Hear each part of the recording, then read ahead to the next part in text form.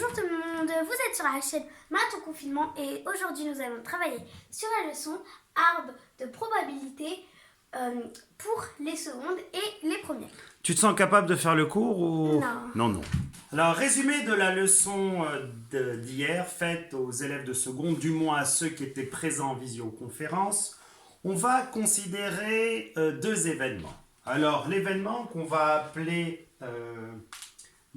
D, c'est l'élève dormait.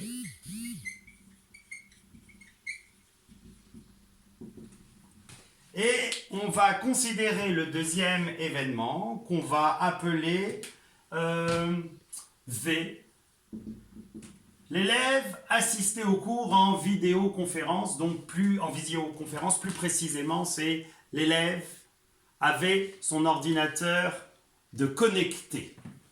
Donc l'élève était connecté en visioconférence.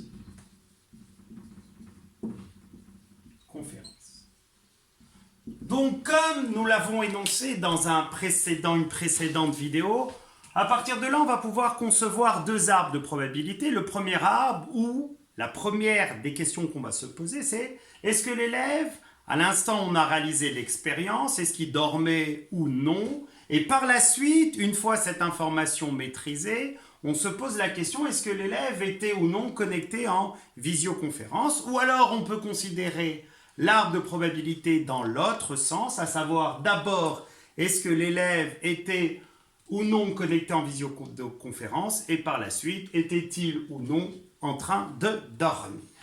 Alors on va décider de concevoir l'arbre dans le sens celui-ci, à savoir d'abord D, puis forcément l'événement contraire à D, D bar, ici V, V bar, V, V bar. Quand j'ai posé la question hier à mes élèves de seconde, je leur ai dit, est-ce qu'ici précisément on pouvait mettre un 0?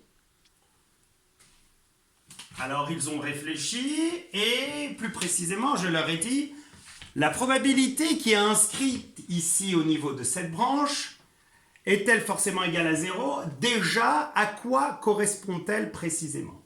Alors il y a un élève qui m'a dit, mais la probabilité qu'on va inscrire ici, c'est quelle est la probabilité que l'élève que vous avez choisi à un instant donné était connecté en visioconférence, sachant qu'il dormait. Alors je leur ai dit, mais donc je vais mettre 0. Il m'a dit, non monsieur, détrompez-vous, il y a plusieurs élèves qui dorment et vous font croire qu'ils ne dorment pas. C'est-à-dire que vous avez l'impression qu'ils sont en visioconférence, alors qu'ils sont en train de dormir. J'ai dit, donc, j'ai compris, ce n'est pas 0. Alors qu'il semblait que, naturellement, ce résultat soit égal à 0. À partir de là, je leur ai donné des nombres et je leur ai demandé s'il était possible de compléter cet arbre. Alors ici, 0,2, ici, 0,1 et ici, 0,07. Donc avant de compléter cet arbre, je leur ai demandé tout naturellement de voir s'ils étaient capables de me dire précisément à quoi correspondaient les nombres inscrits sur chacune des branches. Là, en cœur, ils m'ont répondu. Le 0,2 correspond à la probabilité de D, c'est-à-dire la probabilité que l'élève, à l'instant où l'expérience est réalisée, dormait. Le 0,1, c'est la probabilité que l'élève était en visioconférence alors qu'il dormait, c'est-à-dire sachant qu'il dormait à cet instant précis. Et le 0,7, c'est la probabilité que l'élève est en visioconférence, sachant qu'il était non endormi, c'est-à-dire réveillé. Alors je me suis dit, oulala, que va-t-on pouvoir faire? Ils m'ont dit, pas de problème. Comme ces événements des débats sont contraires, la probabilité inscrite ici est égale à 0,8. Celle-ci est égale à 0,9 et celle-ci égale à 0,3. À partir de là, je leur ai dit, ne moyennant aucun calcul, de me déterminer les probabilités suivantes. La probabilité de D bar, la probabilité de V bar sachant D et la probabilité de V bar sachant D bar et de m'interpréter le résultat obtenu au dernier calcul. Alors la probabilité de départ, si vous avez bien compris la construction de l'arbre, elle est portée ici. Donc la probabilité de départ est égale à 0,8. La probabilité de V bar sachant D, elle est égale à 0,9. La probabilité de V bar sachant D bar, elle se trouve ici, est égale à 0,3. Et je leur ai demandé à cet instant précis de m'interpréter le résultat ici obtenu. Et un élève m'a dit, c'est la probabilité que l'élève n'était pas en visioconférence, sachant qu'il était réveillé. Je le regarde, mais je lui dis, mais est-ce que c'est possible? Il m'a dit, oui, oui. Mais je lui dis, dans quel cas? Il m'a dit, dans le cas où l'élève, par exemple, n'a pas d'ordinateur, n'a pas de portable, ou du moins fait croire qu'il n'en a pas, n'a pas de connexion à Internet, ou du moins vous dit qu'il n'y en a pas. D'accord, j'ai dit, j'ai bien compris.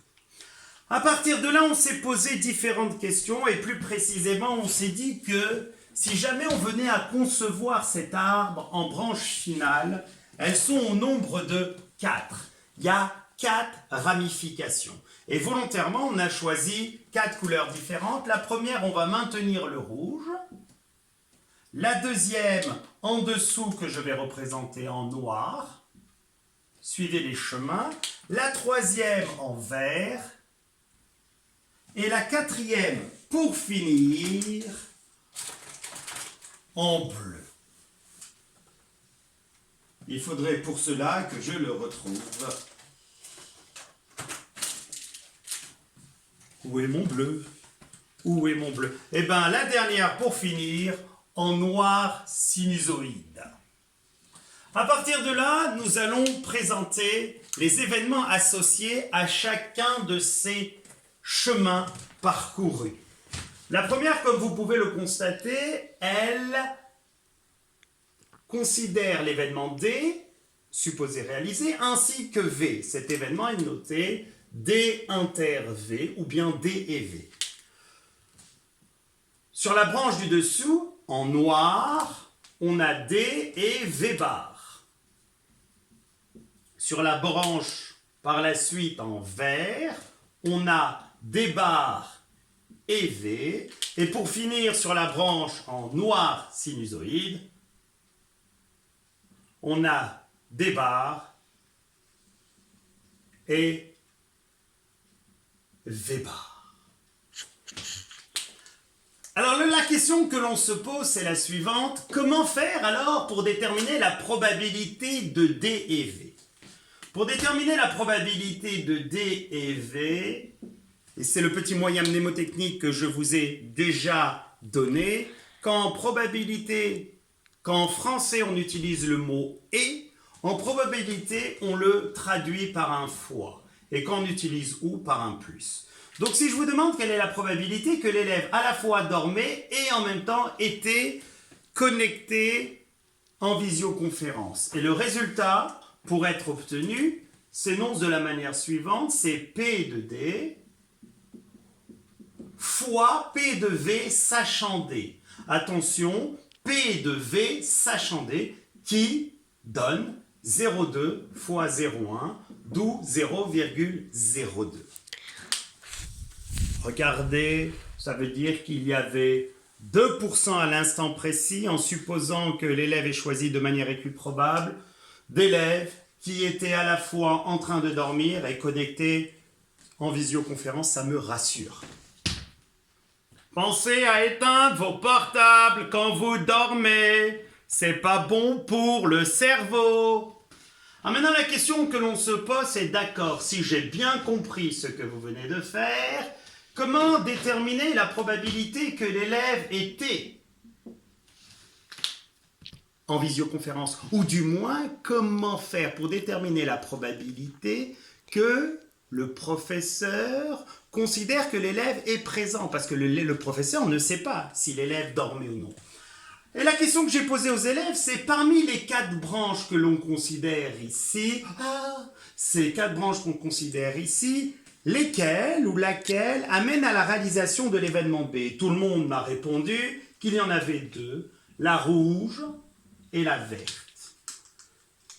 Donc de là, ils ont pu écrire que la probabilité de V, c'est la probabilité de D inter V plus la probabilité de D bar inter V. C'est-à-dire qu'il y a deux manières d'être connecté en visioconférence. Alors ne me dites pas soit sur son portable, soit sur son ordinateur. Non, non, non, non. Il y a deux manières dans ce cas précis d'être connecté en visioconférence. C'est soit d'être connecté et en même temps endormi, soit d'être connecté et réveillé. Alors cette formule s'appelle la formule des probabilités totales, aussi appelée la formule de Biles. Excusez-moi pour mon accent anglais. Je vais demander à ma collègue, Madame Mégan, de m'initier. Alors à partir de là, ce résultat, on l'a déjà calculé, on avait trouvé 0,02. Et celui-là est calculé en obtenant 0,8 fois 0,7. Alors si vous ne savez pas faire de tête 0,8 fois 0,7, vous jetez un œil à la vidéo multiplication, ça fait 0,56, donc 0,58. Comme vous pouvez le constater, il y a légèrement plus d'élèves qui étaient connectés en visioconférence que de ceux qui n'étaient pas connectés. Et pour finir, dernière question. Si je vous demande de déterminer la probabilité de V union D, eh bien vous allez me dire, pour la probabilité de V union D, on va utiliser une formule. Et la formule qui s'énonce de la manière suivante, P de V plus P de D moins P de V inter D. P de V, on vient de l'obtenir 0,58. P de D, 0,2. Et P de V inter D, 0,02. Ce qui fait 0,76. Reprenez cette leçon. À la suite, prochainement.